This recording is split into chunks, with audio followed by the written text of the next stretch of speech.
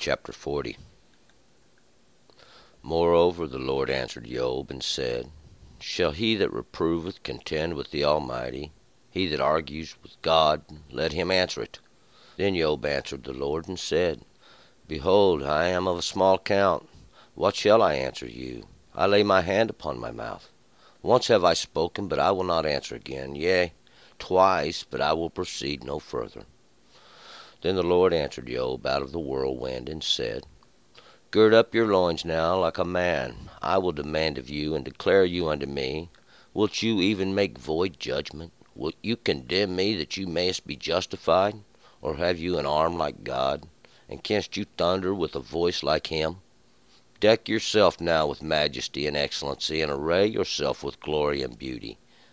Cast abroad the rage of your wrath, and look upon every one that is proud, and abase him.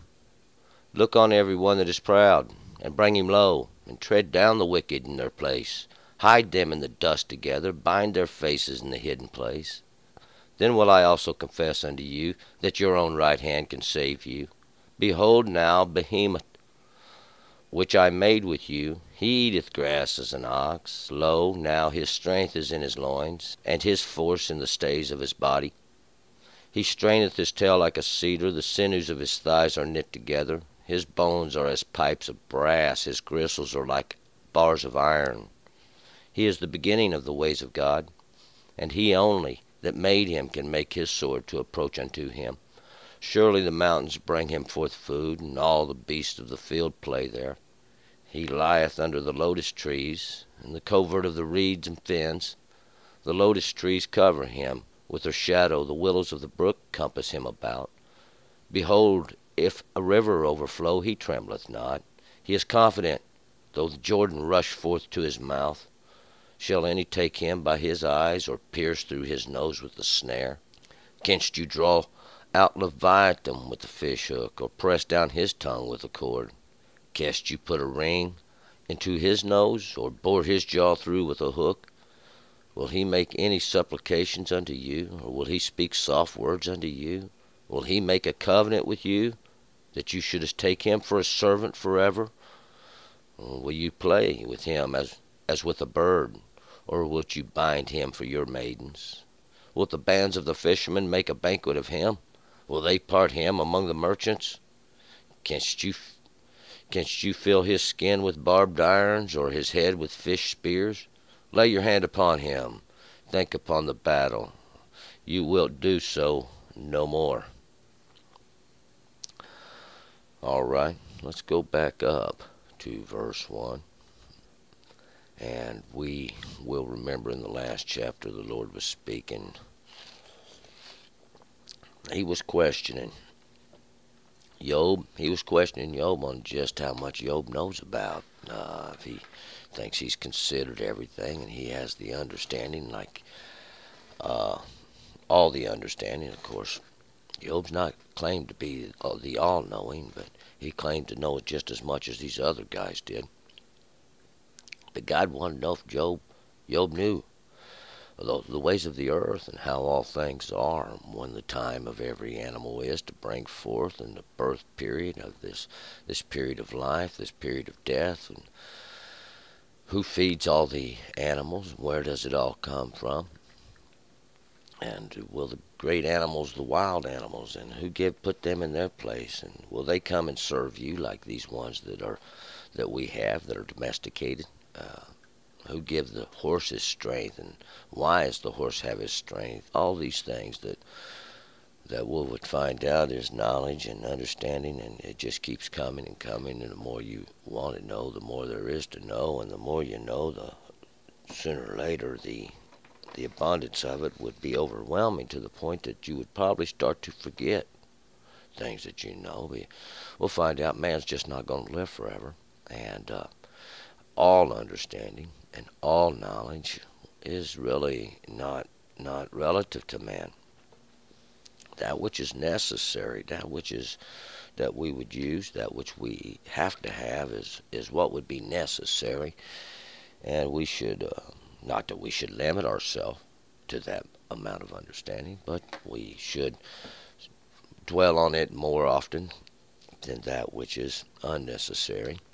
We're going to pick it up here, though, in verse 1, and God's going to continue to speak. Moreover, the Lord answered Job and said, and God continues. He's speaking with Job. Job means hated, means disliked, means one who's browbeaten. Somebody has put him down in the past, possibly, too.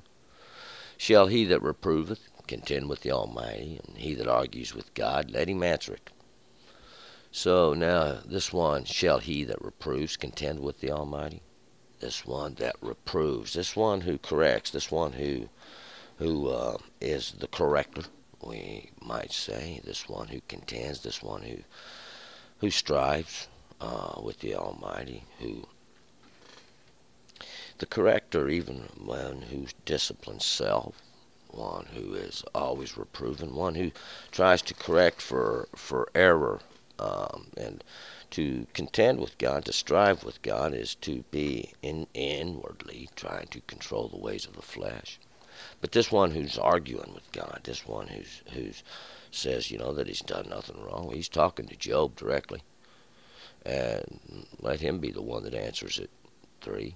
And Job answered the Lord and said, so Job's going to, in a haphazard way, try to answer the Lord. He says, behold, for I am of small account. What shall I answer you?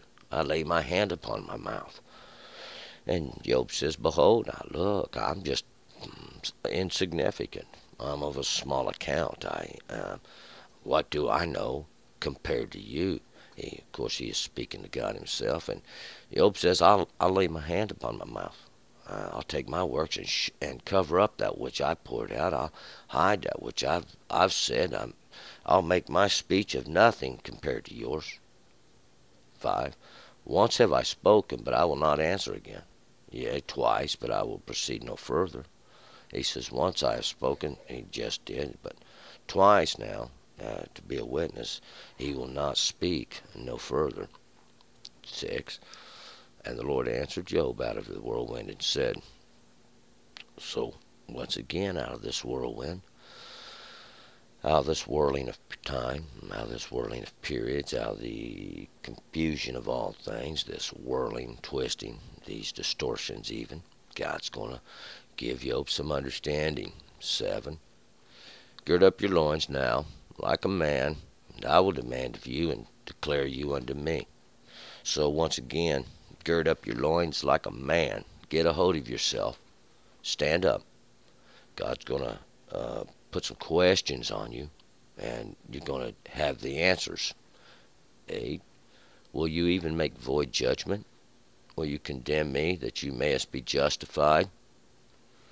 Will you make void judgment? These laws of God, the principles of God, these things God's put into place. Will you condemn me?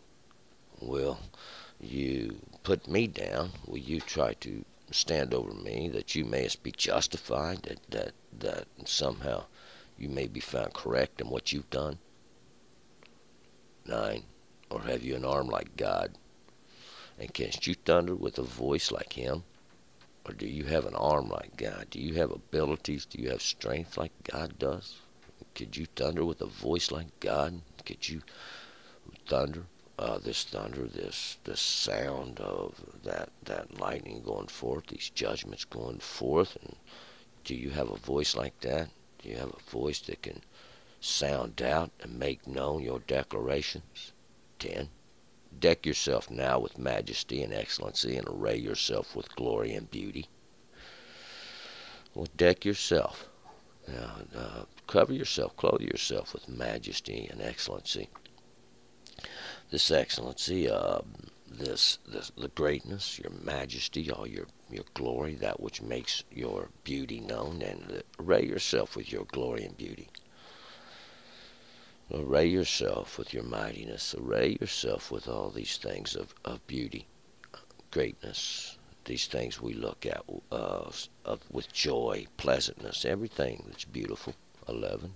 Cast abroad the rage of your wrath, and look upon every one that is proud, and abase him. Cast abroad your rage, your great anger. Spread it out now. Spread out your wrath. And look upon all those that are proud, all those that exalt themselves one above another, one who thinks he's over another somehow by some appointment or some understanding that something gave them. And abase him, bring him down. 12. Look on every one that is proud, and bring him low, and tread down the wicked in their place. Look on every one that is proud, and all those that exalt themselves. Bring him low. Bring him down if you can. Tread down the wicked in their place. Go right to the place of the wicked. Tread him down. Put him under your foot. Put him under your foot. That means to put him under your works. Put him under your past. Put him under your deeds. 13. Hide them in the dust together. Bind their faces in the hidden place. Hide them in the dust together. This dust is always that dry ground that comes from that what we're made of. It's flesh. Hide them there in the dust, and in the past, that which is done gone. Bind their faces, these things that they made plain, in the hidden place, to hide them, to make them unknown to themselves even. 14. It's kind of like your nose. It's right on your face, but can't see it unless you look for it. 14. Then will I also confess unto you that your own right hand can save you. Then will I also confess unto you. God says, well, you've confessed these things to yourself. Now God says, I'll confess them to you as well. I'll be in agreement with you. That your own right hand can save you. Your own right hand, that your strength and your works, they can save you. Well, we'll find out. God saves. God is the one who gives you your right hand. 15. Behold now Behemoth, which I made with you. He eats grass as an ox. Behold now Behemoth. Behemoth. Behemah. Behemah is a plural for the cattle. But what we're talking about is the great cattle or large cattle. And this Behemoth is this one who eats grass just like an ox. In other words, he feeds upon the land and the substance that comes from it. And he's like an ox, but he's a giant ox. 16. Lo, now his strength is in his loins, and his force in the stays of his body. Lo, behold now, his strength is in his loins, power is in his muscle, power is in that what he has, and his force in the stays of his body, or his great strength, or in these things of his body, these things that he's made of. 17. He strains his tail like a cedar, the sinews of his thighs are knit together. He strains his tail like a cedar, like a giant cedar tree. He moves his tail around like it. That's what it is. And the sinews of his thighs, they are knit together. The sinews are the muscles in his thighs, even that portion that makes him stand. 18. His bones are the pipes of brass, and his gristles are like the bars of iron. His bones are like pipes of brass, the cold darkness, and his gristles are like the bars of iron, like those things that hold in with might. These bars of iron, we relay iron with the rules and law and order of things. But he's built. God made him great. God made him powerful and strong even. And we'll find out. 19. He is the beginning of the ways of God. He only that made him can make his sword to approach unto him. He was the beginning of the ways of God. God made him in the beginning. Of the beginning when God created life. These were the things that God created in the beginning. These things of power and strength. Some people would call these dinosaurs. Not all things are dinosaurs. But God only that made him, this great beast upon the earth, God only could make the sword, or that which could approach him. God only could give the strength or the might, the ability within which could approach him. 20. Surely the mountains bring him forth food, and all the beasts of the field play there. Surely he eats from the mountains, just like all those small cattle did, and all the lesser cattle do. He ate there as well from these mountains, these high places. They brought him forth the food, and these beasts of the field played there. The beasts of the field are those ones that tear, those ones we generally look at, those we can call them carnivores, or those that rip and tear and destroy, hunt their food. They live there, but they wasn't looking for him. 21. He lies under the lotus trees in the covert of the reed and fens, because he lies under the lotus trees. He lies in the pleasant places. He lies under the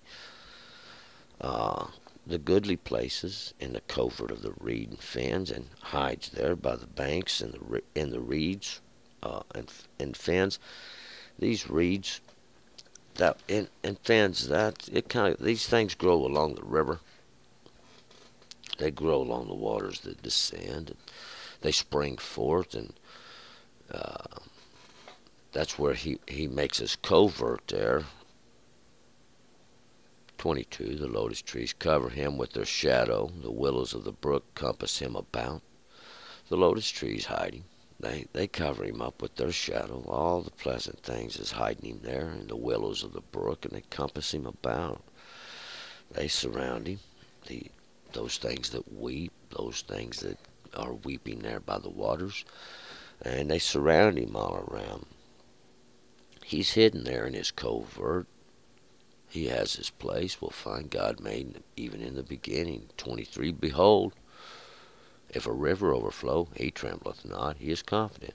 Though the Jordan rush forth to his mouth. And behold, look. Now, if the river overflows, he doesn't get scared. He ain't scared to death. He's confident. Though the Jordan rush forth to his mouth, it's Jordan, those waters that descend. Even though they rush forth to where he pours out, he has no worries. He doesn't care. He's not feared of a flood. 24. Shall any take him by his eyes, or pierce through his nose with a snare? Can anybody take him with his eyes? Is he someone you can see how to capture? Do you know how to capture the behemoth, the great beasts of the earth, or pierce through his nose with a snare, or lay the trap for him? 25. Can you draw out Leviathan with a fish hook, or press down his tongue with a cord? Can you draw out Leviathan? Leviathan is the sea monster, or this great elongated one who lives in the waters with the fish hook. Can you get a hold of him and catch him like you do a fish? We're not talking about the waters of the earth. We're talking about the understandings where the elongated one lives. Or can you press down his tongue with a cord? Is it as simple as holding down his tongue, that which he works in the mouth? Can you hold it down with a cord, some rope it down, tie him down? 26. Can you put a ring into his nose, or bore his jaw through with a hook? Can you catch him and put a ring in his nose and tie him to a post? Could you push down his tongue with a cord? No. And hold him, bind him. 27. Will he make many supplications unto you, or will he speak soft words unto you? Is he going to come crying and whimpering to you? Is he going to beg you for help? Is he going to be the one that says, please don't hurt me? Is he going to speak soft words unto you? Is this great power God put in the waters going to speak these soft words unto you and try to comfort you, or try to beg you for mercy? Will he make a covenant with you, 28, that you shouldest take him for a servant forever? Is he going to be the one that makes an agreement with you, that you should take him for a servant, cause him to serve forever? Are you going to be the one that takes up Leviathan and makes a pet out of him and causes him to serve you, makes him do your work or something? 29, will you play with him as with a bird? Or would you bind him with for your maidens? Are you going to play with him like he's some kind of little bird? This great monster of the sea? Are you going to bind him for your maidens? Are you going to tie him up and wrestle around with him like you do horses? Somehow showing great strength over these mighty beasts of the earth for your maidens to show off? 30. Will the bands of the fishermen make a banquet of him? Will they part him among the merchants? Can the bands of fishermen, can a bunch of all the fishermen, these bands of those that fish in the seas, that look for all those one things that are in understanding, can they make a banquet of him? Are they going to draw him out and make a great feast of him?